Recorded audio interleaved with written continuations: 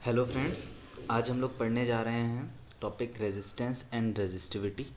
Last मैंने आपको Ohm's law पढ़ाया है। अगर आपने वो वीडियो अब तक नहीं देखी है, मैं आपको ऊपर लिंक दिए दे रहा हूँ, पहले ओम्स लॉ देख लीजिए। अगर आपने अब तक कोई भी वीडियो नहीं देखी है तो मेरी प्लेलिस्ट में जाके आप क्लास 10th की प्लेलिस्ट में इस चैप्टर की अब तक की वीडियोज़ देख सकते हैं। तो रेजिस्टेंस एंड रेजिस्टिविटी को स्टार्ट करते हैं। सबसे पहले समझते हैं रेजिस्टेंस क्या होता है। तो रेजिस्टेंस जस्ट आप अगर इंग्लिश का मतलब देखें, इंग्लिश का वर्ड जो होता है रेजिस्टेंस, उसका मतलब देखें, वही यहाँ पे फिजिक्स में भी मतलब है। रेजिस्टेंस का हिंदी में मतलब होता है रुकावट। तो ये आपका यहाँ पे भी रुकावट होती है। यहाँ पे किस चीज़ की रुकावट होगी? यहाँ पे होगी करंट की रुकावट।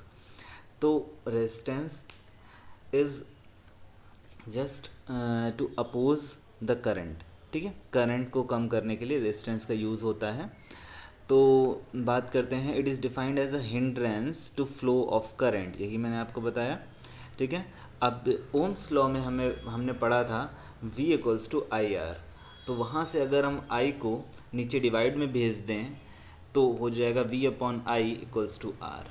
तो यह हम इसका रेशियो भी बोल सकते हैं ये, कि it is a ratio of potential difference to the current. अगर रेशियो बात करें पोटेंशियल डिफरेंस से करंट की, तो भी ये रेजिस्टेंस के बराबर होता है। Clear? It's SI unit is volts पर एम्पियर। पोटेंशियल डिफरेंस को हम लोग वोल्ट्स में मेज़र करते हैं, करंट को एम्पियर में मेज़र करते हैं, तो वोल्ट्स पर एम्पियर बोल सकते हैं। फिर इसके बाद इसको हम ओम, जनरली वोल्ट्स पर मीटर ना बोल के रेजिस्टेंस को हम ओम में मेज़र करते हैं। आप भी हमेशा ओम में ही मेज़र करिएगा इसको, कि 2 ओम है, 10 ओम है, 100 ओम है रेजिस्टेंस।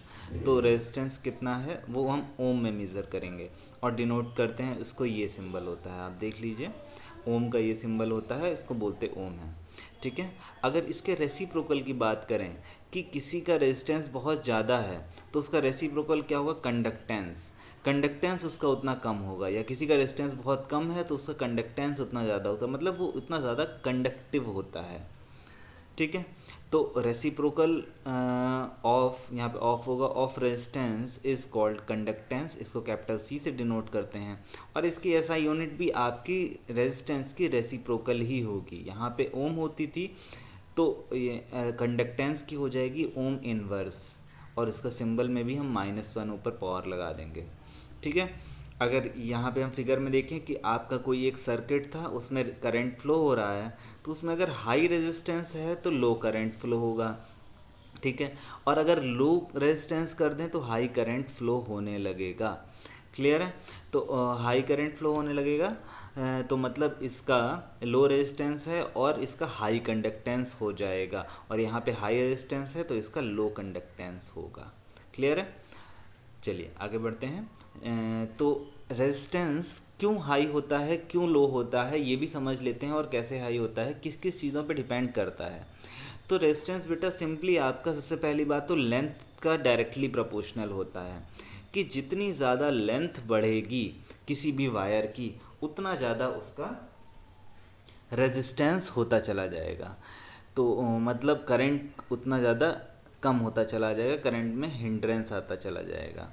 तो यहाँ से क्लियर हो गया हमें कि जितनी ज़्यादा जिसकी रेजिस्टेंस होगी उतनी, जितनी ज़्यादा इसकी लेंथ होगी उतना ज़्यादा उसका रेजिस्टेंस होगा।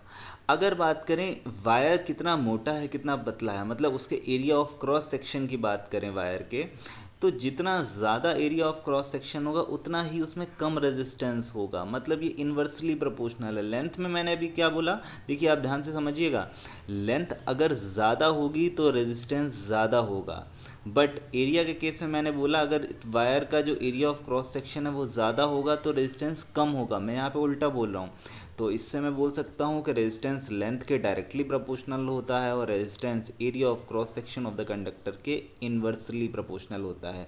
एरिया को हम ए से डिनोट कर रहे हैं, एम्पियर नहीं है, एरिया है, ए से डिनोट हो रहा है, और लेंथ एल, स्मॉल एल से डिनोट हो रही है, ये 1 नहीं, ए स्मॉल एल है। तो अगर हम फर्स्ट सेकेंड दोनों को कंबाइन करें तो यहाँ से हम लिख सकते हैं, थर्ड गलत लिखा हुआ है, from first and second we get ये length upon A, length upon area of cross section L upon A, और यहाँ से हम डायरेक्टली प्रोपोर्शनल का अगर सिंबल हटाएं तो इक्वल टू लगाएं तो वहाँ पे एक रो आ जाता है। रो क्या होता है? स्पेसिफिक रेजिस्टेंस, इसको हम रेजिस्टिविटी भी बोलते हैं। एक आपका प्रोपोर्शनैलिटी कांस्टेंट जो आता है वो है आपका रेजिस्टिविटी या स्पेसिफिक रेजिस्टेंस। इस स्पेसिफिक रेजिस्टेंस को अभी हम नेक्स्ट स्लाइड में पढ़ेंगे। एक बार रिवाइज कर लेते हैं जो अभी हम लोगों ने पढ़ा। रेजिस्टेंस किस किस चीज़ों पे डिपेंड करता है। सबसे पहली बात एरिया ऑफ क्रॉस सेक्शन कितना मोटा है, लेंथ पे, और रेजिस्टिविटी एक आपका प्रोपोर्शनैलिटी कांस्टेंट आता है। तो यहाँ से हमारे पास फॉर्मूला निकल के आ जाता है R=ρL/A। याद कर लीजिएगा, बहुत ही इंपॉर्टेंट फॉर्मूला है ओम्स लॉ के बाद में। ओम्स लॉ था आपका V=IR, जो ओम्स लॉ में R था वो आपका है ρL/A। इस रो को पढ़ने वाले हैं हम नेक्स्ट टॉपिक में। तो ये है आपका specific resistance. Specific resistance is the resistance of a conductor of unit length and unit cross sectional area. Specific resistance को हम रेजिस्टेंस के इक्वल बोल सकते हैं। कब बोल सकते हैं? जब अगर कंडक्टर की लेंथ यूनिट लेंथ होगी और एरिया ऑफ क्रॉस सेक्शन भी यूनिट होगा, मतलब 1 होगा। अगर लेंथ की वैल्यू 1 मीटर ले ली हमने, एरिया ऑफ क्रॉस सेक्शन ले लिया 1 मीटर स्क्वायर, तो R=ρ हो जाता है।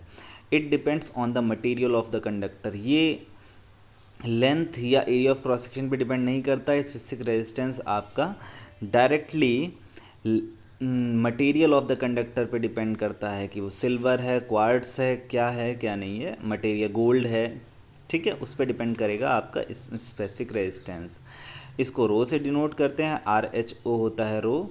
आपको RHO कहीं भी नहीं लिखना है, आपको डायरेक्टली ये सिंबल बनाना है। एक P टाइप का सिंबल होता है आपका, P से थोड़ा सा अलग बनाइएगा जिससे आप कंफ्यूज ना हो। The SI unit of ohm meter is SI unit is ohm meter. Ohm meter कहाँ से आई बेटा?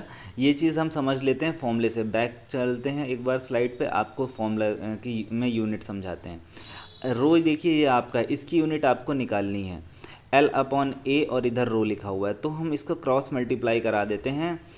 A को ऊपर भेज देते हैं, L को नीचे भेज देते हैं। क्यों? रो को एक साइड रखना है क्योंकि हमें रो की यूनिट निकालनी है। तो A अगर ऊपर है, L नीचे है। एरिया का यूनिट क्या होती है? मीटर स्क्वायर, और लेंथ की होती है मीटर। कैंसल आउट हो जाएगा तो बचेगा ऊपर सिर्फ मीटर, और रेजिस्टेंस होता है ओम में। तो यूनिट हमारी हो जाएगी ओम मीटर। आप इसको कॉपी में करके देख सकते हैं। अगर यहाँ पे ऊपर मीटर लिखा हुआ है और यहाँ पे ओम लिखा हुआ है, रेजिस्टेंस ओम में ही मेज़र होता है ना, तो हो जाएगी रेजिस्टिविटी की यूनिट जो हो जाएगी वो आपकी हो जाएगी ओम मीटर। तो यहाँ से ऐसा यूनिट बनती है ओम मीटर। आपको लर्न करने की ज़रूरत नहीं है, आप इजीली समझ सकते हैं इसको, ठीक है। तो यहाँ पे हो जाएगा rho is directly proportional to temperature of conductor. ये एक चीज़ पे और डिपेंड करता है, एक तो मटेरियल पे डिपेंड करता है, दूसरी बात मटेरियल को जितना हम हीट करेंगे या कूल करेंगे उस पर भी डिपेंड करेगा। जितना टेम्परेचर बढ़ता रहेगा रेजिस्टिविटी उतनी बढ़ती रहेगी। यहाँ पे कैपिटल P दे दिया है लेकिन कैपिटल P ना होके रो होगा यहाँ पे। Rho is directly proportional to temperature of the conductor, इसको हम रेजिस्टिविटी भी बोलते हैं, ठीक है। नेक्स्ट चलते हैं अपनी स्लाइड पे। रेजिस्टिविटी टेबल दी है आपको यहाँ पे। तो रेजिस्टिविटी टेबल अगर हम देखें तो सबसे कम रेजिस्टिविटी जिसकी होती है वो होती है सिल्वर की। सिल्वर की होती है 1.59 × 10⁻⁻8। और धीरे धीरे यहाँ पे देखिए बढ़ रही है resistivity. Copper, gold, aluminium, tungsten, सबकी रेजिस्टिविटी धीरे धीरे बढ़ रही है। सबकी टेबल मैंने आपको दी है। और सबसे ज़्यादा रेजिस्टिविटी हो जाती है आपकी क्वार्ट्ज की 7.5 × 10⁻17। तो हम क्या बोल सकते हैं, करंट सबसे ज़्यादा किस में फ़्लो करेगा, सिल्वर में या क्वार्ट्ज में? जी, जिसका रेजिस्टिविटी सबसे कम होगी या जिसका रेजिस्टेंस सबसे कम होगा उसी में करंट सबसे ज़्यादा फ्लो करेगा। मतलब सिल्वर में सबसे ज़्यादा करंट फ्लो करेगा क्योंकि इसकी रेजिस्टिविटी सबसे कम है, और क्वार्ट्ज में सबसे कम करंट फ्लो करेगा क्योंकि इसकी रेजिस्टिविटी सबसे ज़्यादा है। तो नेक्स्ट स्लाइड की बात करें, समझ लेते हैं इसको। बहुत ही इंपॉर्टेंट और प्रैक्टिकल स्लाइड है, प्रैक्टिकल लाइफ में काम आने वाली। तो टाइप्स ऑफ रेजिस्टेंस आपके मेनली 2 टाइप्स के होते हैं, फिक्स्ड रेजिस्टेंस और वेरिएबल रेजिस्टेंस। समझते हैं क्या क्या होते हैं फिक्स्ड और वेरिएबल रेजिस्टेंस। बेटा फिक्स्ड रेजिस्टेंस आपने इलेक्ट्रॉनिक गैजेट्स में देखे होंगे। इलेक्ट्रॉनिक गैजेट्स में जैसे आपने टीवी का भी अगर ओपन देखा हो, या मोबाइल फ़ोन की चिप का भी देखी हो ओपन, या कहीं भी कुछ भी आपने देखा हो, तो इस टाइप के रेजिस्टेंस अलग अलग साइज़ के लगे होते हैं। ये अलग अलग साइज़ के रेजिस्टेंस लगे होते हैं, सबकी अलग अलग वैल्यू होती है और फिक्स वैल्यू होती है, चेंज नहीं होती है। अगर मान लीजिए ये 1 ओम का है, 2 ओम का है, 3 ओम का, 4 ओम का, 5 ओम का रेजिस्टेंस है, तो हम अगर इसको लगा देंगे तो हमेशा 1 ओम ही होगा, कभी ये 2 ओम का रेजिस्टेंस नहीं बन पाएगा, ये कभी भी वैरी नहीं करेगा, इसलिए इसको फिक्स्ड रेजिस्टेंस बोलते हैं। डेफिनेशन पढ़ लेते हैं। Their value does not change under constant physical conditions, इसकी वैल्यू किसी भी फिजिकल कंडीशन में चेंज नहीं होती, ये कभी भी 2 ओम का नहीं बनेगा अगर 1 ओम का इसे बनाया गया है तो। They are set at a particular value, एक पर्टिकुलर वैल्यू पे सेट कर दिए जाते हैं। अब वेरिएबल रेजिस्टेंस फिर क्या होता है? वेरिएबल रेजिस्टेंस इसका ऑपोजिट हो गया। There resistance can be easily changed by changing area of cross section and length.